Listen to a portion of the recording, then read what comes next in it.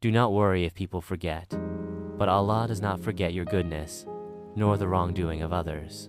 Do not call fever bad, for it removes a person's sins just as a furnace removes rust from iron. When we grow tired of a relationship, we begin to see only its flaws.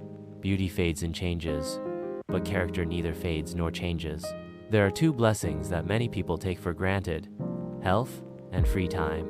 Do not push someone so hard that they break their silence and shatter your dignity with their words. Do you know who a true human is? One whose heart is filled with humanity, whose eyes reflect respect, whose words are gentle, whose character is compassionate, and whose goals are noble.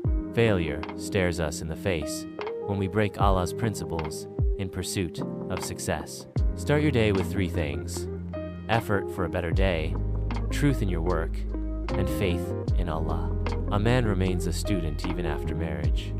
His wife feels like a mother is teaching him, and his mother feels like his wife is educating him. Allah loves the person who spends their youth in his worship. Develop your own capabilities.